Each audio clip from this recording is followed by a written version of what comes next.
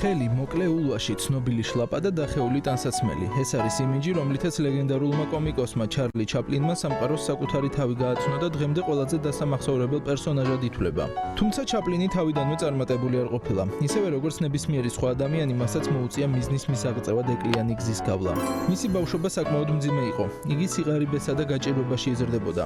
7 წლის ასაკში მდგომარეობა გაუარესდა და ჩაპლინი ლემბეტსის საქველმოქმედო თავშესაფარში გაგზავნეს.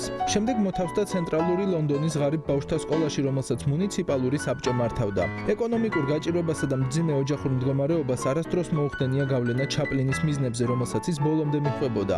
მას მსახიობობა ბავშვობიდანვე უყვარდა და მიუხედავად იმისა, რომ მძიმე სირთულეებს აწყდებოდა, ყველაფერს აკეთებდა, რომ თეატრალური კარიერა დაეწყო. მისი პირველი სცენური გამოსვლაც მხოლოდ 5 წლის ასაკში შედგა. 14 წლის ასაკში ცენტრალურ სააგენტოში მივიდა, სადაც მისი ტალანტი მაშინვე შეამჩნიეს და მისცეს პატარა როლი სპექტაკლში Jim A Romance of Cockney. მოგვიანებით ჩარლის გაუმართლა. ის გახდა კომედიური მსახიობი ვოდებილში, რის წყალობითაც 1910 წელს ამერიკაში გაემგზავრა Fat Carno რეპერტუარ კომპანიის წევრად. მაყურებლებს იგი ძალიან მოეწონათ და როდესაც კომპანია 1912 წელს კვლავ ჩავიდა ამერიკაში ტურნეზე, ჩაპლინს შესთავაზეს კონტრაქტი კინოკომპანიასთან. 1913 წლის ნოემბერში მან პირველად მიიღო მონაწილეობა კინოში, მაკ სენეტის Keystone Film კომპანიაში. თავდაპირველად კვირაში მხოლოდ $150 უხდიდნენ, მაგრამ მისი პოპულარობის ზრდასთან ერთად ჰონორარიც მნიშვნელოვნად მოემატა. ჩაპლინის ლეგენდარული პერსონაჟი მაწანწალა დაიბადა მაშინ, როცა მან ჩაანაცვლა მსახიობი ფრედ მეისი. მინდოდა ყველაფერი წინააღმდეგობრივი ყოფილიყო, შარვალი გადამეტებულად დიდი, პიჯაკი მჭიდრო, ქუდი პატარა და ფეხსაცმელი უზარმაზარი. დავამატე პატარა ულვაშიც, რომელიც ასაკს მაძლევდა, მაგრამ არ მალავდა ჩემს გამომეტყველებას. იმ წამიდან, როცა ეს ტანსაცმელი ჩავიცვი, უკვე ვიცოდი, ვინ იყო ის ადამიანი.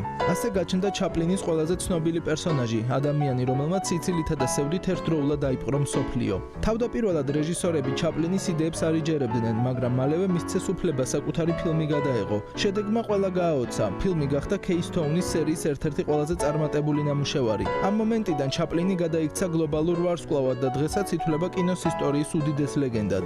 1915-1920 წლებში ჩაპლინი გადაიქცა მსოფლიოში ყველაზე პოპულარულ მსახიობად. მისი ფილმები ბავშვი, ოქროს ციებ-ცხელება, დიდი ქალაქის ჩირაღნები და თანამედროვე დროება არა მხოლოდ სიცილს იწვევდა, არამედ სიღრმისეულ სოციალურ კომენტარსაც წარმოადგენდა უთანასწორობის, სიღარიბისა და ადამიანური ღირსების შესახებ. ჩაპლინი თავიდანვე იბრძოდა იმისათვის, რომ საკუთარი ნამუშევრები თავად ეკონტროლებინა, რაც იმ ეპოქაში იშვიათობა იყო. 1917 წელს გახდა მსოფლიოში ყველაზე მაღალანაზღაურებადი მსახიობი, როცა First National Pictures-მა მას შესთავაზა $1 მილიონ შეფასებული კონტრაქტი. იმ დროისთვის ფანტასტიკური თანხა, რომელიც დღევანდელი კურსის დაახლოებით $20 მილიონ შეადგენს. 1920 წლებში მან დააარსა United Artists, დამოუკიდებელი კინოსტუდია, რომლის მეშვეობითაც სრული შემოქმედებითი თავისუფლება ჰქონდა.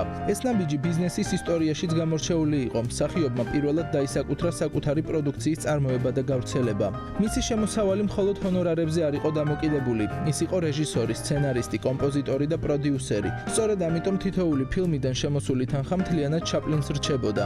1950-იან წლებში ჩაპლინის ქონება ფასდებოდა დაახლოებით $50 მილიონ, რაც დღევანდელი ფულით $600 მილიონ მეტია. მიუხედავად ფინანსური წარმატებისა, ჩაპლინი ხშირად იყო პოლიტიკური დავების ცენტრში. მას ამერიკაში კომუნიზმის მხარდაჭერაში ადანაშაულებდნენ, რის გამოც 1952 წელს ამერიკაში დაბრუნება აეკრძალა.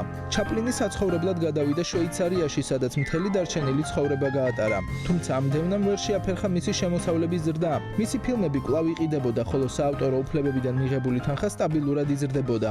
1967 წელს ჩაპლინი გარდაიცვალა შვეიცარიის სოფელ ვევეში, მაგრამ მისი შვილები და შვილიშვილები დღემდე მართავენ Chaplin Office Foundations, რომელიც ფლობს საავტორო უფლებებს ფილმებზე, მუსიკასა და ბრენდზე. დღეს ჩაპლინის ფილმების საავტორო უფლებები და ბრენდის ღირებულება $400 მილიონ მეტადაა შეფასებული. მისი სახე და პერსონაჟი დღემდე გამოიყენება რეკლამებსა და მუზეუმებში, ხოლო შვეიცარიაში მდებარე Chaplin's World Museum ყოველწლიურად 10,000-ობით ტურისტი იზიდავს.